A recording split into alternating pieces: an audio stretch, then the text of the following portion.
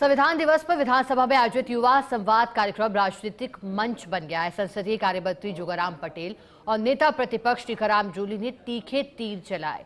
पक्ष विपक्ष के व्यंग्यात्मक वार और प्रहार के बीच विधानसभा अध्यक्ष वासुदेव देवनानी ने कहा कि यही संविधान की खूबसूरती है कि सबको बोलने का अवसर प्राप्त है। जब बात एसआईआर की उठी तब स्पीकर देवनानी ने कहा कि संविधान अजर और अमर है। रिपोर्ट देखिए। विधानसभा में संविधान दिवस पर युवा संवाद कार्यक्रम का आयोजन हुआ। इस दौरान जब बात एसआईआर की उठी तब स्पीकर वासुदेव देवनानी ने कहा कि संविधान हमारे देश की आत्मा है। संविधान का कोई कुछ नहीं बिगाड़ सकता। संविधान हमारा कोई खतरे में नहीं है। कोई ऐसा कहता है तो गलत है। संविधान अजर और अमर है। यह संविधान केवल कानूनों का संग्रह नहीं है, यह भारत की आत्मा है, भारत का वर्तमान है और भारत का भविष्य है। ये हमारा संविधान है और ये दावे के साथ कह सकता हूँ इस देश में इस संविधान को कोई भी खतरा नहीं है।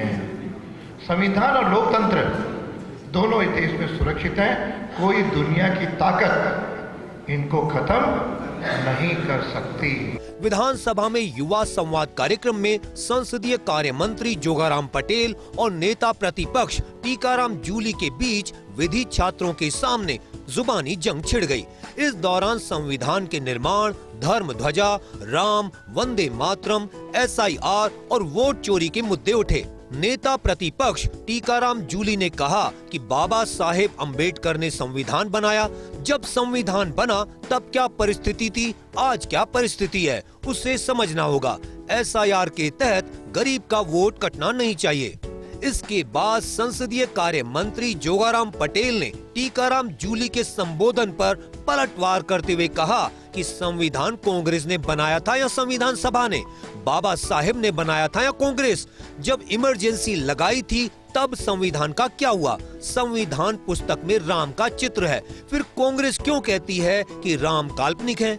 और जब इस देश का संविधान बना उसके अंदर बाबा साहब अम्बेडकर ने उस गरीब की बात को सबसे आगे रखा। आज हमें इतना बड़ा बैकग्राउंड मिल गया, आज उतनी सुविधाएं हमारे सामने हैं, लेकिन जब 15 अगस्त सन 1947 को ये देश आजाद हुआ था उस समय की क्या परिस्थितियां थी, आज की क्या परिस्थितियां है, ये हमें समझनी पड़ेगी। गरीब का वोट नहीं कटना चाहिए। इस देश का जो संविधान है वो उसको ताकत देता है, उसका अधिकार है, उसका हक है, लेकिन अगर वो करता है तो कहीं ना कहीं संविधान की आत्मा पे वो करारा प्रहार है। संविधान हमने बनाया, कांग्रेस ने बनाया, कानून कांग्रेस ने बनाया। टीकाराम जी जूली साहब, वो तो संविधान सभा बनी थी, संविधान सभा में बनाया था, अम्बेडकर साहब उसके चेयरमैन थे, तो फिर वो कांग्रेस और संविधान सभा एक ही थी या अलग अलग थी? कि जिस संविधान को बनाने वाले ने सन 1975 को संविधान का क्या किया, उस इमरजेंसी में संविधान का क्या हुआ?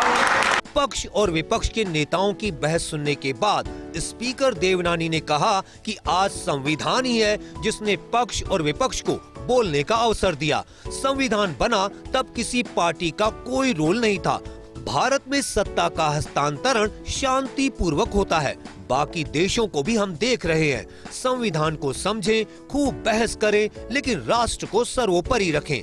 वहीं कार्यक्रम में महाधिवक्ता जीएस गिल ने संविधान की प्रस्तावना को बताया। लेकिन आज संविधान ही है जिसने दोनों को अपने खुले विचार रखने का अवसर दिया। ये हमारे संविधान आज हर व्यक्ति चुनाव लड़ सकता है, चुनाव जीत सकता है, उस आधार पे जो बहुमत में आते हैं उनको सत्ता सौंपी जाती है।